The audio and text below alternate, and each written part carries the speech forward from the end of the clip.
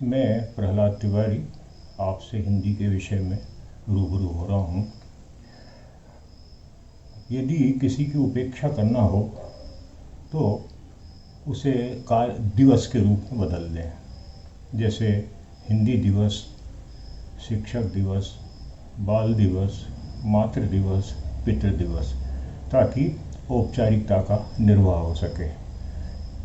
करोड़ों जनता के लिए पराजित मानसिकता के कारण अंग्रेजी का दिनों दिन वर्चस्व बढ़ता जा रहा है।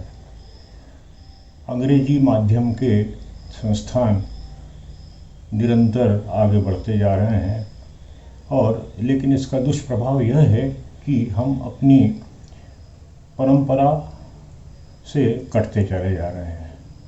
स्थिति यहाँ तक है कि केजी से लगाकर हायर एजुकेशन तक अंग्रेजी माध्यम से शिक्षण का अध्यापन या अध्ययन किया जा रहा है।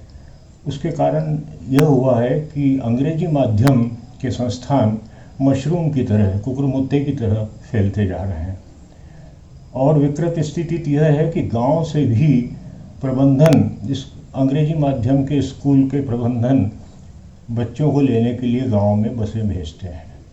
निश्चित रूप से वे बालक अपनी परंपरा से कटते जा रहे हैं और बस्तों के वजन के कारण वे अपनी परंपरा से कटते चले जा रहे हैं। भाषा के अर्थ में अंग्रेजी का शिक्षण ठीक है, किंतु उसे माध्यम बनाना उचित नहीं है। यदि हमें किसी जिले का स्कूल, जिले के बारे में बताना हो तो अंग्रेजी माध्यम उचित नहीं है। यह शिक्षण मातृभाषा में दिया जा सकता है। कई बार ऐसी स्थितियां आती हैं कि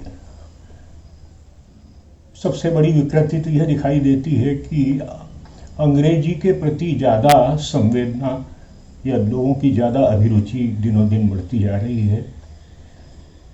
एक उदाहरण के लिए, दवाई की दुकानों पर दवाइयों में दीर्घ मात्रा लगी रहती है, जबकि वहाँ ह्रस्व होना चाहिए। निश्चित रूप से यह खटकने वाली बात है। लेकिन अगर अंग्रेजी में यदि दुकान की मेडिसिन लिखा हो तो वहाँ पर कई बार गलती के लिए डिक्शनरी का प्रयोग करते हैं, डिक्शनरी देखते हैं, लेकिन हिंदी के प्रति सब चलता है। यह मानसिकता निरंतर बनी हुई है। तो ये वर्तनी के बारे में हुआ। अब इसके बाद मैं एक रोचक प्रसंग रामचरितमानस के लंका कांड से ले रहा हूँ। रावण रथी विरथ रघुवीरा, देख विभीषण भयउ अधीरा, नाथ न रथ नहीं तनपद त्राणा, के ही विधि जित वीर बलवाना। रावण साधन संपन्न है, पर्याप्त युद्ध के संसाधन उसके पास उपलब्ध हैं, जबकि मर्यादा पुरुषोत्तम श्री राम साधन विहीन है, उनके पास संसाधन नहीं है, लेकिन उसके बाद भी अंततः विजय श्री राम की ही होती है। यही स्थिति हिंदी की है। 10% अंग्रेजी जानने वाले लोग रथी हैं, लेकिन विरथ हिंदी निरंतर अस्तित्व में बनी रहेगी। ग्रंथ अकादमी, विशेष रूप से प्रादेशिक ग्रंथ अकादमियाँ काफ़ी अच्छा काम कर रही हैं। मानक अंग्रेजी पुस्तकों का हिंदी अनुवाद का कार्य है, लेकिन यह अभी अपर्याप्त है। केंद्रीय हिंदी निदेशालय ने भी ग्लासरी, पारिभाषिक शब्द कोश का निर्माण किया है, लेकिन इसमें और अधिक काम करने की आवश्यकता है। देवनागरी लिपि के बारे में भी मैं आपसे बात करना चाहता हूँ।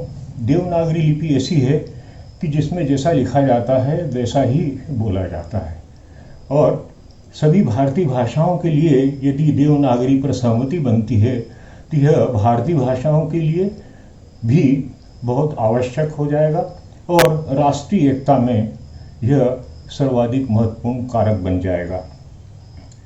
और हिंदी को लोकप्रिय बनाने में हिंदी के प्रति अभिरुचि जमाने के कारण इसमें सिनेमा का योगदान पर्याप्त रहा है।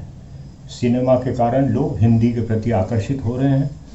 विदेशों में भी यही स्थिति है। विदेशों के विश्वविद्यालयों में हिंदी अध्यापन की पृथक से अलग अच्छी व्यवस्था है और लोगों के अंदर अभिरुचि है।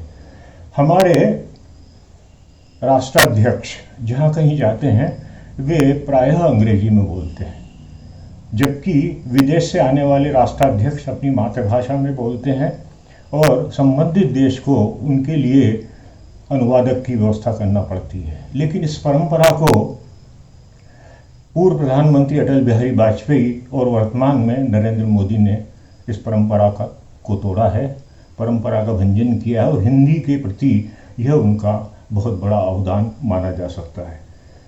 जीवन में आकस्मिकता का अधिक महत्व होता है। मैं मूलतः कविता से मैंने लेखन आरंभ किया, लेकिन आकस्मिकता के कारण मैं गद्य साहित्य की ओर, विशेष रूप से कहानी और उपन्यास की ओर बढ़ा।